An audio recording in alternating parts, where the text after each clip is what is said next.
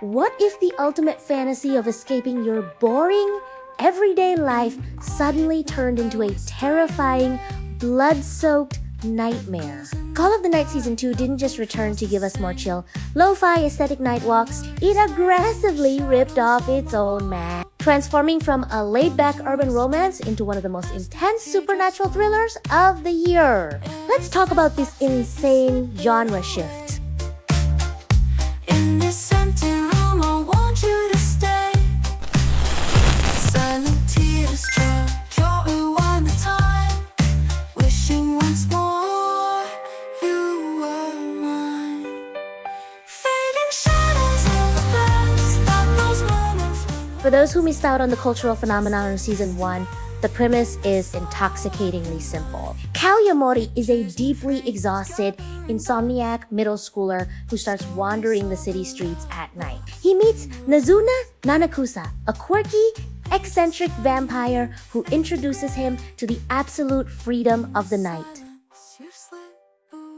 To escape his mundane life forever, Kou decides he wants to become a vampire. The catch, he has to genuinely fall in love with Nazuna first.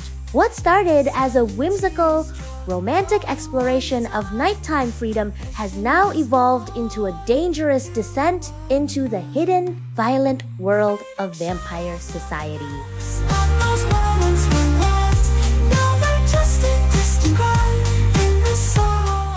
Season 1 thrived on its episodic, chill, late-night vibes. But Season 2 completely shatters that safety net. We are rapidly transitioning into a serialized, high-stakes supernatural thriller. The honeymoon phase of the night is officially over. The narrative introduces terrifying new vampire factions and deadly consequences, proving that abandoning your humanity isn't just a quirky aesthetic choice.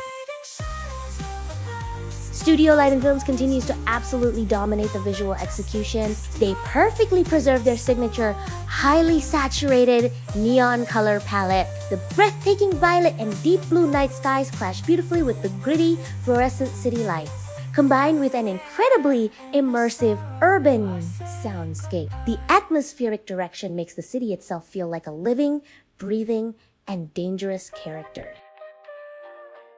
We cannot discuss this franchise's explosive cultural identity without talking about the music.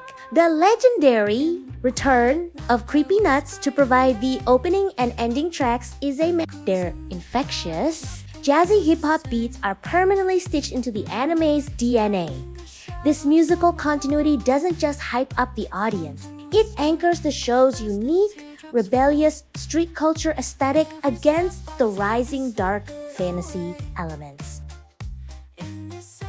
The most fascinating trend is Kou's rapidly deteriorating psychological state. He is no longer just an innocent kid escaping school stress. As the series peels back the dark, violent history behind vampire lore, Kou is forced to confront the horrifying reality of what immortality actually demands.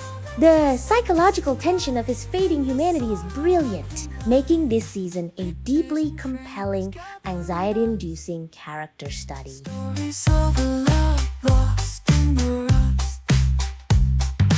Pages turn. If you dive into the late-night discussion, threads on Reddit are anime or Twitter, X. The fandom is experiencing a massive tonal whiplash in the best way possible, while a few fans initially mourned the loss of the pure, low-stakes vibes from the first season. The overarching consensus is overwhelmingly positive.